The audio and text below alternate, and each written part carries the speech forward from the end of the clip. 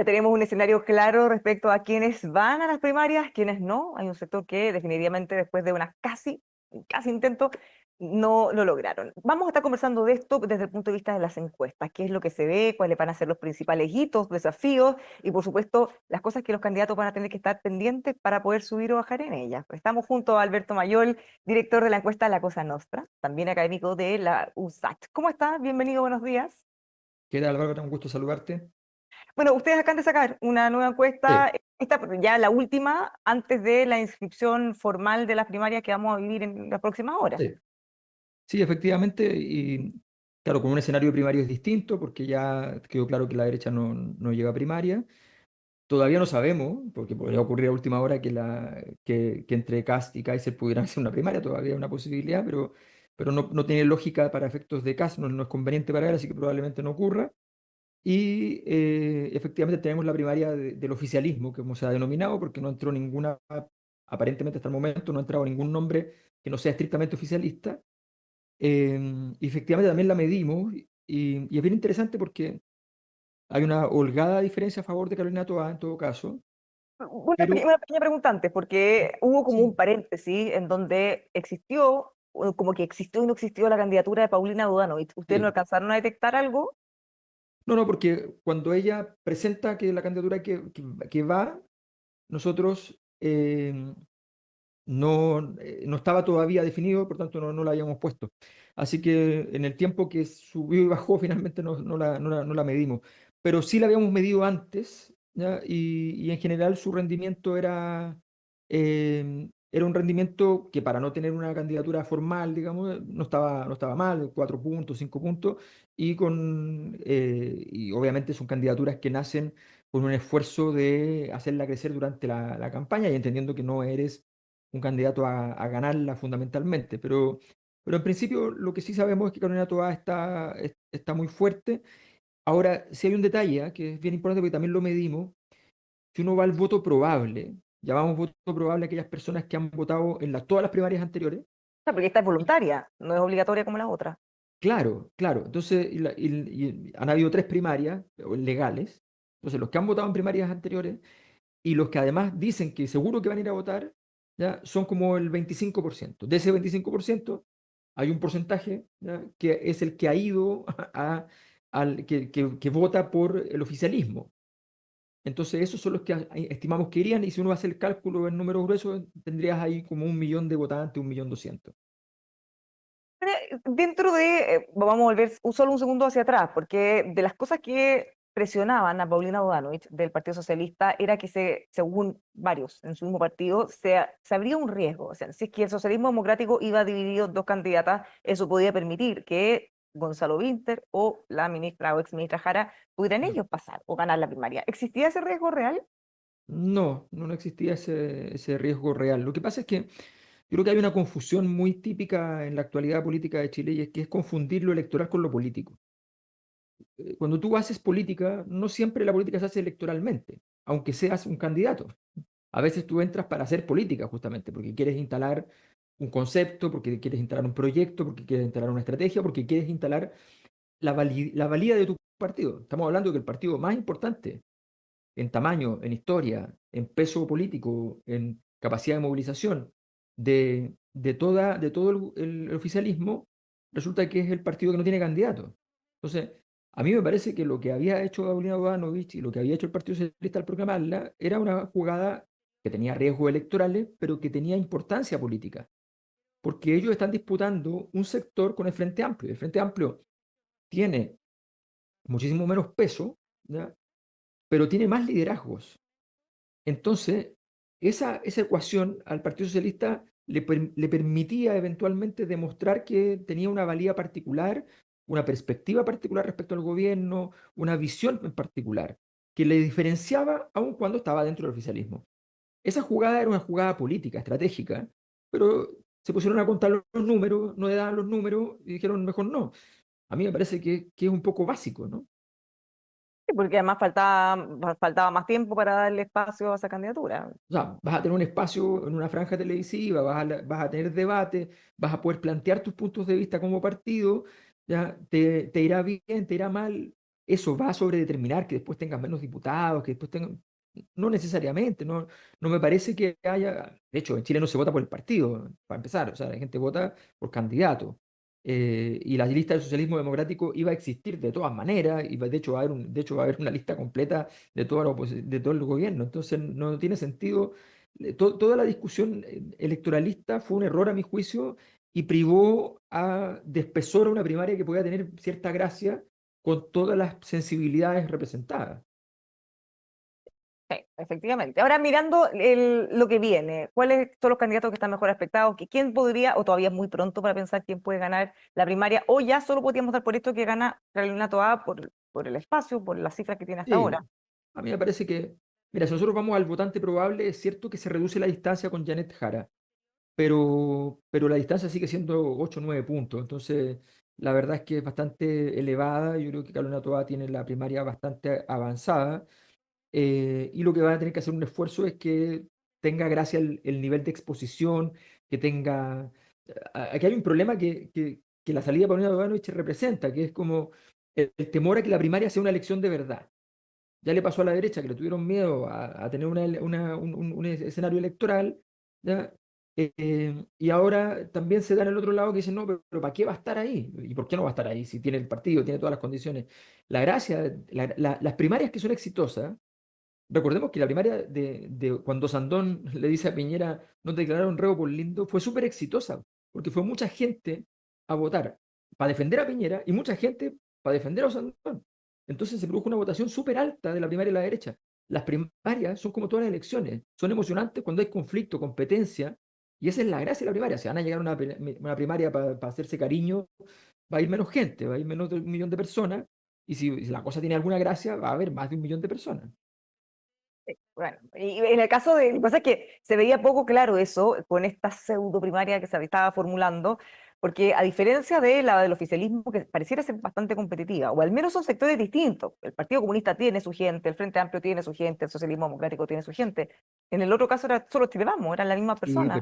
pero cuando tú entras en Y una qué tantas primaria, diferencias? ¿Ah? cuando entras en una primaria a los Pero si tres los mismos días, candidatos ya habían dicho que votaban por ella, el mismo Chaguán decía, está no, bien, si ella pero es mi candidata.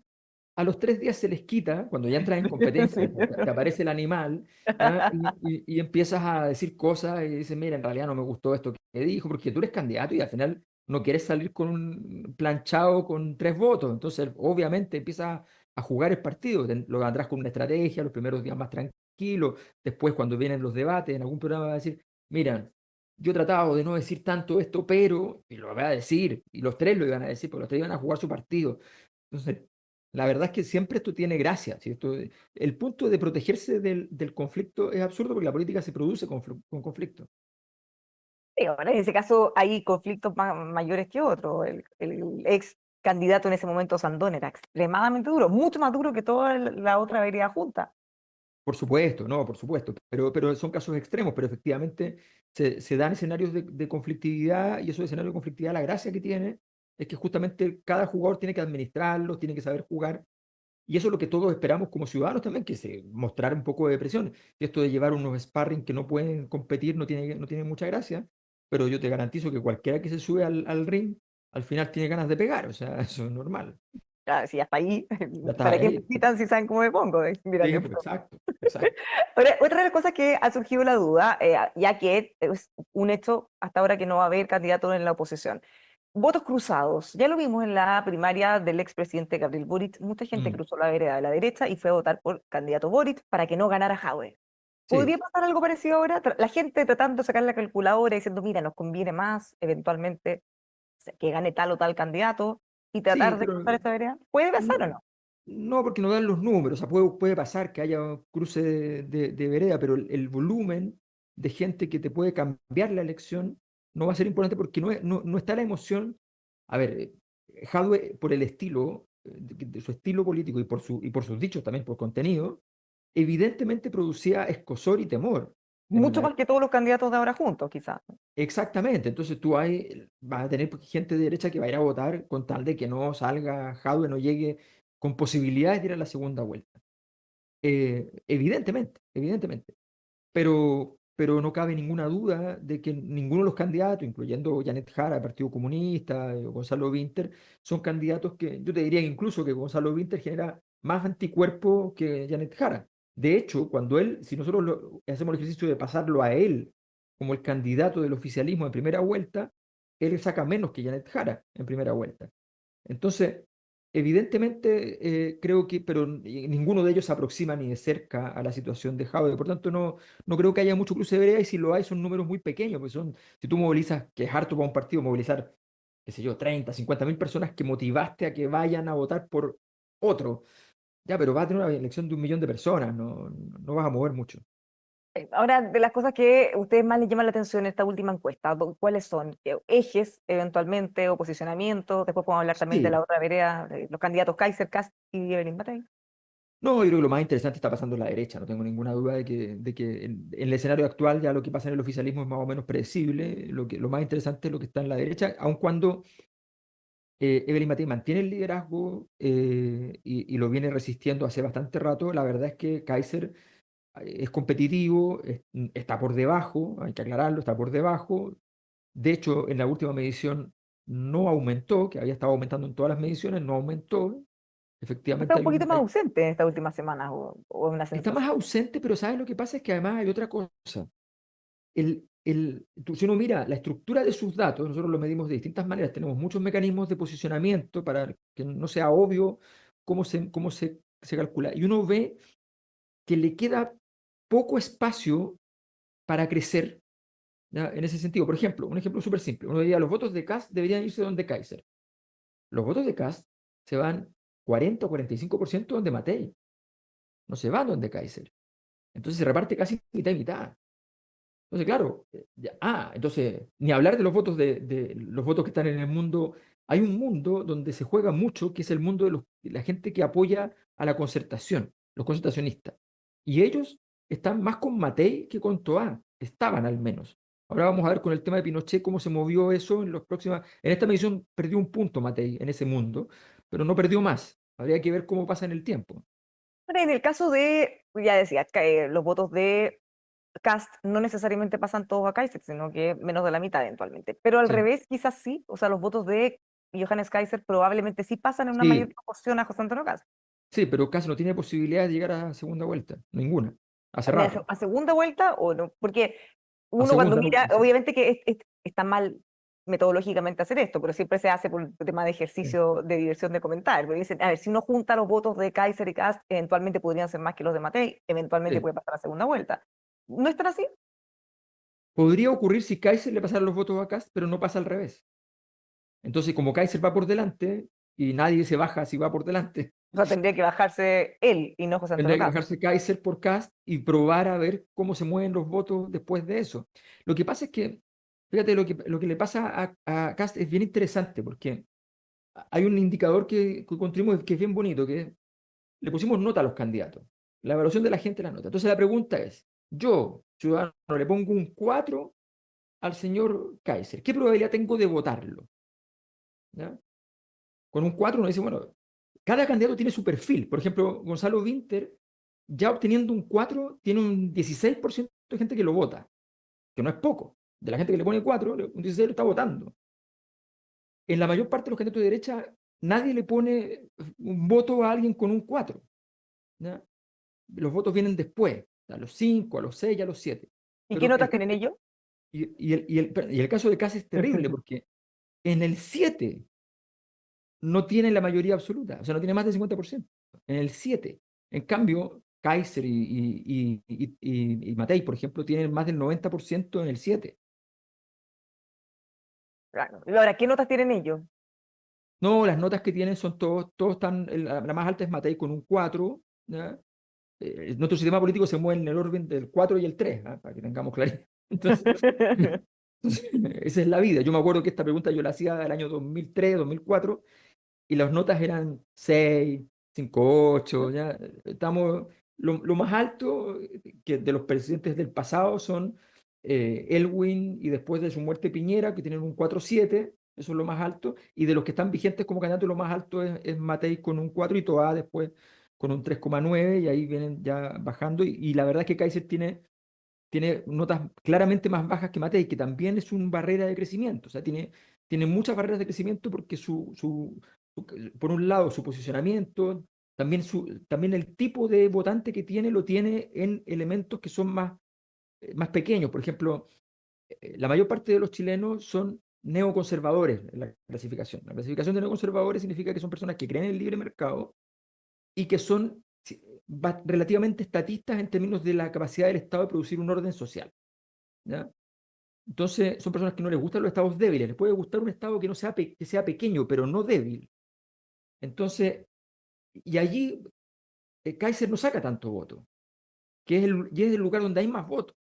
Ahí saca voto el mundo concentracionista y saca Matei. En Chile vamos, en el fondo. Entonces, le cuesta, en ese sentido, niveles de crecimiento para Kaiser hoy día va a tener que demostrar que sabe jugar un partido distinto al que está jugando hoy día. Ahora, respecto a la evaluación de gobierno y del presidente Gabriel Boric, ¿cómo lo ven?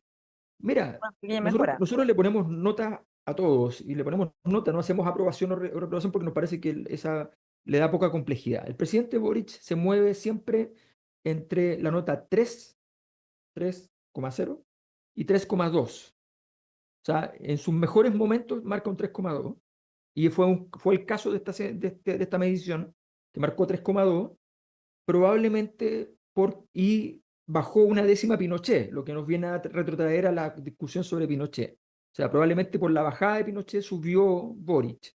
¿Ya?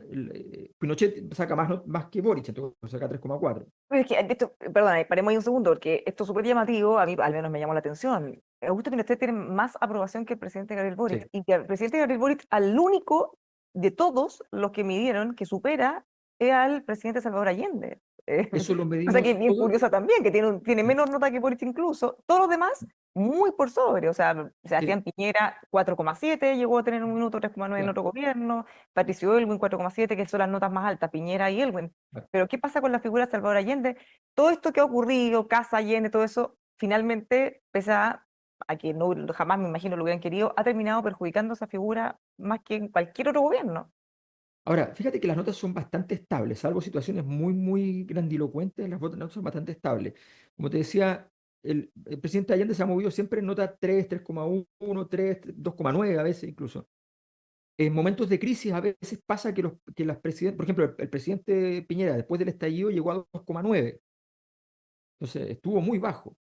Pero lo normal es que tuviéramos siempre Allende muy bajo, Boric muy pegado a Allende, casi con la misma votación, con el mismo puntaje siempre, de repente descolgaba un punto y esta vez, por primera vez, descolgado 2 puntos, y Pinochet bajando una décima, normalmente saca 3,5 y saca un 3,4, pero siempre, desde que comenzó el gobierno de Boric, siempre le gana Pinochet a Boric, eso es un dato. Un dato no menor, No, considerando nada todo lo menor. que, o sea, todo lo que implica eso, además de todo lo otro presidente. No, es que yo creo que, bueno, por eso te digo que es un baño de realidad, porque la nota es mucho más interesante, más compleja para medir que aprobación y rechazo. Porque la gracia es que además si tú miras a la gente que aprueba el gobierno, te pongo un ejemplo, la gente que vota por Winter, ¿qué nota le pone al presidente Boric? Le pone un 5,6, ¿ya? Esos son los que votan por Winter. Y por Porque están Toá, por votando ejemplo, por la continuidad. Él es el que más claro. fielmente representa la continuidad y lo dice así también. Y de ahí para abajo, de ahí para abajo, o sea, de ahí para abajo con Toá, con Janet Jara, ¿ya? Que están sus notas sobre 5, pero por ejemplo, Paulina Bodanovich, por ejemplo, perdón, si Marco Enrique Ominami, por ejemplo, en la izquierda, ¿ya? ¿Qué nota le ponen los que votan por Marco Enrique Ominami?